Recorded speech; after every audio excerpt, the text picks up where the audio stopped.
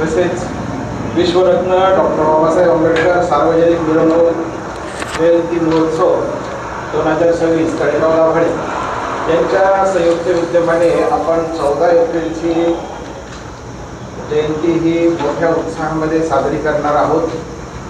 या 14 एप्रिलच्या जयंतीचं नियोजन हे करण्यासाठी आपण आजच्या दिवशी आदरणीय तळेगावातील पत्रकार बंधू यांना आमंत्रित करण्यात आलेलं आहे।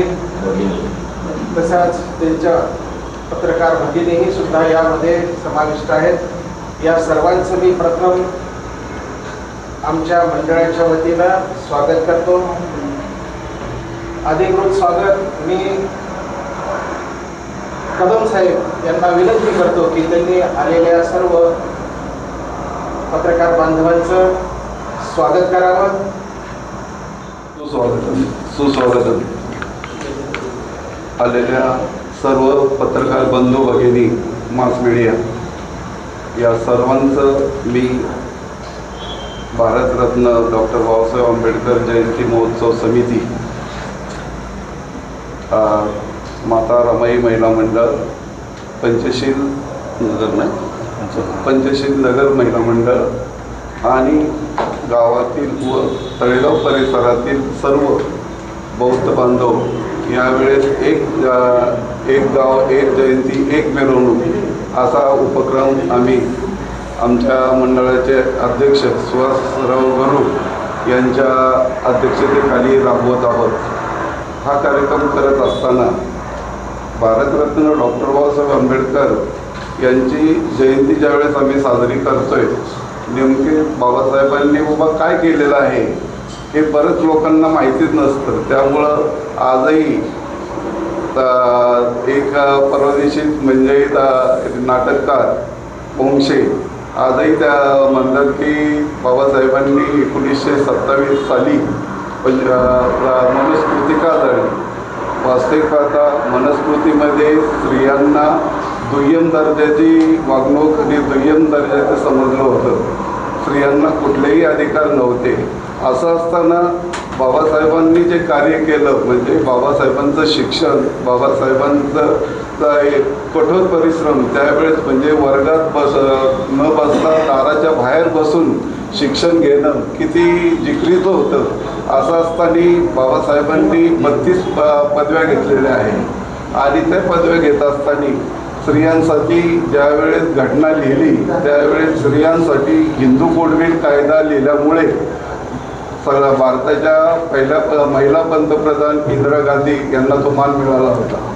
बाबासाहेबांनी महिलांसाठी खूप मोठं योगदान दिलेलं आहे की ज्यांच्यामुळे महिलांना आज मॅटर्निटी लिव्ह असेल किंवा समान संधी असेल, याच्यामध्ये कौटुंबिक याच्यामध्ये पुरुषांबरोबर समान वागणूक असेल, हे बाबासाहेबांनी घटनेमध्ये नमूद केल्यामुळे आम्ही ते सर्व बाबासाहेबांनी आम्हाला जो शिका, संघटित व्हा आणि संघर्ष करा, मला सांगायला अभिमान वाटेल।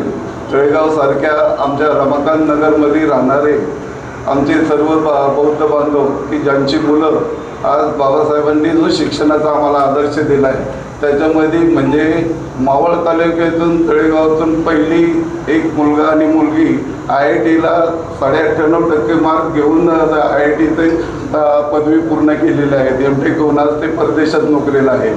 दुसरे 2 विद्यार्थी आमचे PhD झालेले आहेत।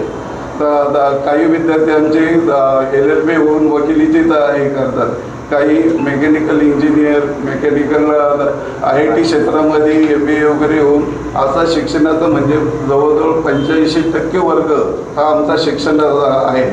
आज दुर्दैवाची गोष्ट म्हणजे तळेगावसारख्या ठिकाणी म्हणजे शाळा कॉलेज वगैरे तर काढल्या, पण शिक्षणाचं म्हणजे आज स्वातंत्र्य मिळाल्यानंतर 75 वर्षांनी आपल्या बाळाभाऊ बेगडेंचा चुलत भावाचा मुलगा म्हणजे 75 वर्षांनी MPSC होतो।